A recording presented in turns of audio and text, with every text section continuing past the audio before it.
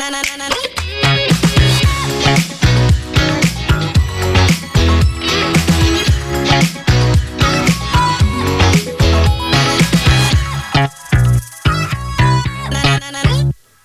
back to your Bedroom Super Producer podcast. My name is JT, and this is episode number 4, where we are going to help you out with choosing the most important piece of equipment, your studio computer.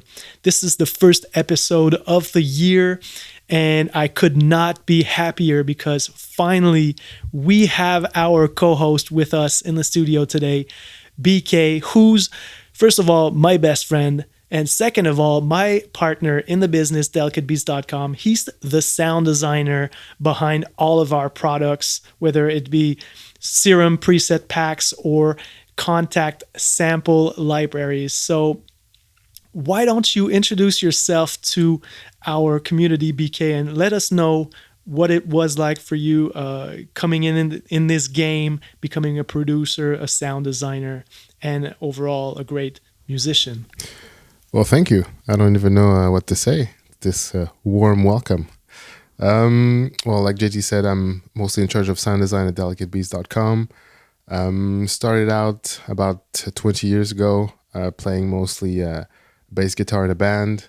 That's when I realized that playing one instrument was a little bit limiting. So that's when I got into the whole electronic recording, synths, and spending thousands of dollars in the different equipment just because we had to have it. So basically that's where I'm at. I'm trying to do the best that I can in the whole sound design game and to get ourselves in a new level and to be a better geek, a better nerd. So you could not satisfy yourself with just one bass guitar. You needed the whole orchestra. I needed 10, exactly. Excellent. So today I wanted you absolutely on board because, as you know, you are my go-to person when I'm buying equipment, plugins, and I wanted you to help us understand the very complex world of computers, especially from the perspective of a newbie, someone getting in the game, who have maybe a little less money to invest, and they are very careful with the money they invest. And so therefore, you need to be certain of what you're buying. And I know it can be a very stressful process. So today is all about answering your questions when it comes to buying the best studio computer possible.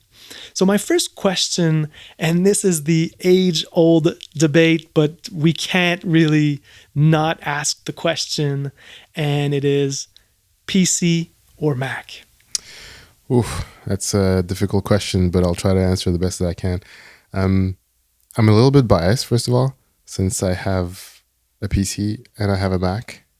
So, well, we actually have multiple Macs and multiple PCs, but that's another story. Let's make it simple. Mac, pricey, but way more stable. Everything is more optimized on a Mac. If you've been using Macs, I'd say stick to it. And at the same time, if you're already in the music game, if you want to use something like Logic, you can only do it on the Mac. So that's pretty much my whole thing. For PC, you're going to have the other side of the coin. It's going to be a little bit less stable. Depending on if you like Windows or not, you may have issues with it. If you like Windows, go for it. In terms of pricing and in terms of choice, you have way more choice in the PC game. In terms of stability, it's up and down since there's so much hardware, there's so many different brands, there's so many, like, way more choices, but that means that sometimes it can be a little bit daunting to choose and not always the most stable combo for a musician. Okay. So if you dream of becoming a Logic producer, you have no choice. You have to go for Logic. And what would you say to people like me who say, well, back in the day when I had a PC, especially running on Windows, I had to go through these very, very tedious periods of getting the sound card to work, or getting these drivers to work, or getting this video card to work. Is it still the case in 2020 with, configuring all of your peripherals with a Windows system? It's I think it's gotten way better than back in the days. Everything it's much better. It's a little bit more stable, even if it's not as good as, like, let's say we take a Mac. But at the same time, some people look for that. Some people look for that way to customize things and to be able to use many different things, and everything could work. But at the same time, you have the other side of the coin. You have to be able to be patient, to customize it, to look on website, to have your drivers up to date for the sound card that you're going to be using. So I'd say it's a little bit more tedious on a PC, but some people want that. And sometimes it can be a good learning experience when it's a little bit more tedious and it's a little bit less expensive. But if you want like a key in hand solution, the Mac is always the best option. Okay. So for people like me who are lazy and do not care to spend $500 extra, you get a Mac. And I think it goes back to, being self-aware. If you like, digging up for information online, trying to resolve, the tech issues, you will love your PC environment. But if you're trying to go as fast as possible to the main goal, which is to learn computer music or just produce music, then you might be better off, spending that extra cash on a Mac, which is a turnkey solution right out of the box. And actually, that's why I own only Macs, because if not, I would be on the phone day and night with you, and I'm sure we wouldn't have such a good relationship anymore. Well, I don't know. I have PCs, and it's not that bad. But I have to say, if you wanna focus on making music only, perhaps the Mac is the better option if you have the money. And if you're very savvy, then you could go the PC route. Of course, like, it really depends on the type of personality that you have. If you like gaming, you're mostly gonna go on a PC. Like we were talking about earlier, PC gaming machines are perfect companions even for music. So it's all it's a fun time, because at least today we have choices, and there's no wrong choice. I think you can have a very good PC machine, and you can also have a great Macintosh. So we live in a great time. Okay, so I hope that you've picked up the answer that you were looking for. Let's move on to my next question. And I think that marketing nowadays leads us to believe that everything happens on a laptop. But what about desktops? Are they still relevant in the game? I know for myself, a lot of people that I will work in the studio now only have laptops. So what do we need to know? Is one better than the other between a laptop and a desktop? Like I said, it depends. What do you do in this music game? If you're gonna be a DJ, if you're always gonna be traveling, if you're always gonna be in a different bar every weekend in a different city, of course you're gonna need a laptop, and you're gonna need something stable. If you're like us and you don't move around that much, or we also have laptops that we can do our little thing when we're not in town, but we want the maximum power, like the most bang for your buck, of course you're going to go for a desktop. And even on the desktop side, you can even categorize them on the desktop side. Let's say you can have an iMac. We call it desktop today, but it's not very upgradable. At the same time, you have way more power, much better specs, a much better screen than on a little laptop. And we all know that screen real estate is pretty important, not just for graphic design, but also for music. On the other side, you can have like a PC that you custom built from scratch. That's, for me, it could be even better because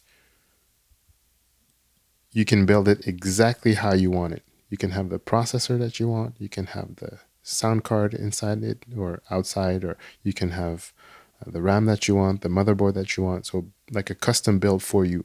So, it depends what you want. Usually, you can build a PC, a desktop PC, for something like half of the price of a good laptop, and the components are almost the same, and even you can even have better quality on a desktop. That's awesome. So if you're not looking to be an on-the-go producer, like a lot of people that we meet here in our hometown will get together and produce tracks, 2 3 producers at the same time. If you're not looking for that kind of workflow, and if you're probably gonna just start on your own, then a desktop is a great choice. And what I really liked hearing is the fact that desktop are still, the more cost-effective solution this year in 2020. Of course. And like, if we can add something else, if you're going to be pushing also your machine to the limit, a desktop is going to be probably better because it's going to breathe better. The fans are usually a little bit better. A laptop is good to be carried around, but no one really talks about the fact that it's so small and everything is in that small little enclosed space. Just that fact limits the performance of your computer. And even Macs, like last year, there were issues on MacBook Pros that were throttling down the CPUs when the CPU was getting a little bit too hot. So you would buy an i7 or i9, like a super performant chip from Intel, and you wouldn't be using it to the max because the computer would automatically slow the CPU down. So another good reason to get a desktop. Very interesting. Very interesting. So this takes us to my next question, which is, what are the tech specs that we should be looking out for when purchasing a new computer? I know for a fact, for myself, when I look these up online, whether it be for, a plugin or a computer or a camera, it's kind of gibberish. And if we could point out the 2 or 3 main specs that we need to be more knowledgeable with, what would those be? If we could make, like, once again, we like simple. Yes, please. If we take the most important thing, of course, for me, be it a desktop or a laptop, you have to go with the CPU. That's the most important one. Preferably multiple cores.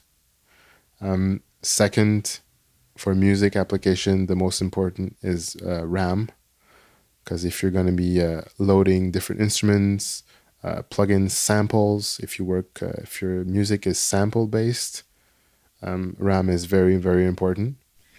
And that's very interesting, because I had this discussion with a producer lately, and he was telling me that you did not need to worry about RAM anymore, because you could just buy, one of those UAD sound cards, and the sound card would take care of all of the,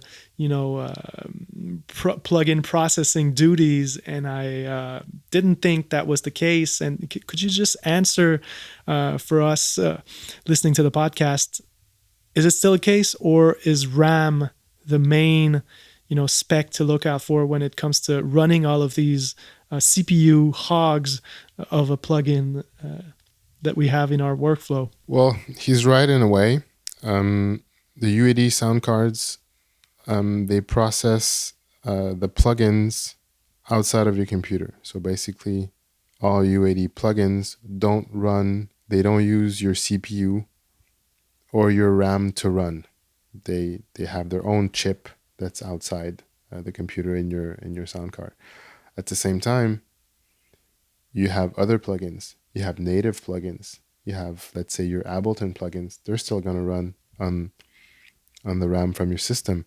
Let's say you have Wave plugins. They're still going to run on the system. So if you have a multiple plugins set up, those are going to run on the system. And if you have especially a sampler, be it a sampler in Reason, be it a sampler in Logic, be it drum kits in Ableton, or the main samplers that we use, let's say Contact 5, those require lots and lots of RAM to load all the samples. So, right.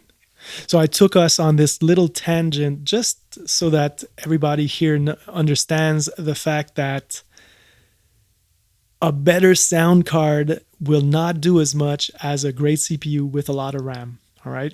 So don't go out there purchasing the fanciest sound card before you make sure that you have a great CPU, a great computer first. All right. So we have the CPU, the cores, the RAM. Anything else that we need to look out for? Third on the list, I would say your hard drive. Usually your hard drive is where all your samples reside before they're loaded in the RAM when you're going to use them, like in the dynamic environment of your DAW. If you want those samples to load faster in the RAM when you're switching presets, when you're switching presets on Omnisphere, when you're switching presets on Contact, when you're looking for that sample, when you're dragging it and you want it to go faster, then you need a fast hard drive. Before, when we had spinning hard drives, I would always recommend to have your system, let's say your Windows partition or your Mac OS partition, that's going to be running your DAW, your Ableton, your Logic on a different hard drive, so that when you were working, the streaming of the sample, if they couldn't go in the RAM, or when you were loading the sample from the disks, that they wouldn't impede on your system performance of your DAW. Today, since it's the future, you can have a better hard drive. It's called an SSD hard drive. So it's basically memory on a hard drive, kind of like RAM, but on a hard drive. And it doesn't spin, so it's not looking for the information. It can load the information almost instantaneously. So that would be my recommendation for a computer. Get a good SSD drive. So if we're talking about a laptop, for example, you get an SSD and you're going to run your system, your Mac OS or your Windows on that SSD, and then do we still put the samples on that SSD? Is it still an issue on SSDs, or should people buy maybe an external hard drive for the samples and If you're gonna have a lot of samples, I would say put it on an external. If you have a little bit more cash and your external can be an SSD, that's a good thing. So go all out SSD if you have the money. That exactly. is what you're saying. That's what I'm saying. Okay, gotcha. Let's move on to our next topic, and this would be us wrapping up all of this great information in one or two options. And so, what is a reasonable budget for option one? Let's say a strong desktop. How much can we expect to spend on a great starting desktop? It depends. Starting desktop, let's say. It's a good question, because if you're starting desktop, for me would be mostly, let's say for a PC, like I said earlier, you could build your own for something like under $1,000, and it's a starter pack, but it's And would that be a great gaming platform as well? Because I guess a lot of Um, people nowadays will be looking to do both, especially if they buy a brand new desktop. it might not be the best gaming platform because I would put more money into like the hard drives and the CPU and the RAM. And if you're a gamer, usually you put a little bit more money also in your graphics card. So if you're making something for music, you're not gonna be putting that much money into graphics. You're gonna optimize it really to have a solid hard drive, a lot of RAM, and a great CPU. Right. So you again, it goes back to know what your goals are, know what you're aiming to achieve with this machine. If it's more of a, oh well, I'll be hobbying, doing a bit of music on the side, but mostly doing some online gaming, then it's a totally different machine than what you would buy if you were serious about becoming a producer and getting in the game, and really, investing all of your money and efforts on a work tool. And as far as laptops go, what could I expect if I were to say, for example, purchase a great PC laptop? In terms of PC laptop, I think, like I said earlier, you could get away with probably under 1,000 US, maybe 1,200 Canadian, and you'd have a great laptop. Um, anything from um, anything from Dell, like the XPS line, is pretty great. XPS 13 have great deals. Lenovo's have great deals. The Surface Pros from Microsoft also great computer for music. You can also get something that's supposed to be optimized for gaming, like the Razer line of laptops. Those are pretty good. The Stealth is a pretty good computer. Okay, and so I'm hearing that $1,000 is like this magic figure that you should be looking at when preparing for this endeavor. Um, and so I think that you gave us some great points today, BK. Thank you so much. Obviously, if I would recap in one sentence this whole discussion that we had on computers, it depends. Uh, it depends. And the only surefire way to answer this question is, what are you looking to achieve? So if you're looking for a beast, maybe a desktop. If money is no object, maybe a Mac Pro. Yeah, those new ones are But like I think look beasts. at your goals first, then look at the probably the maximum amount of money you can spend, because you will want that super powerful CPU. You want to max out the RAM as much as possible so that down the road you're not one instance short of Omnisphere to get that beat perfect like you want it. And all right, so thank you a lot. Thank you very much. If you out there have questions, use the episode on YouTube and the comments below to ask the questions. I'm sure we have a lot of savvy listeners that'll be able to answer if we are not right then and there ready to answer. And I look forward to talking to you guys on the next episode.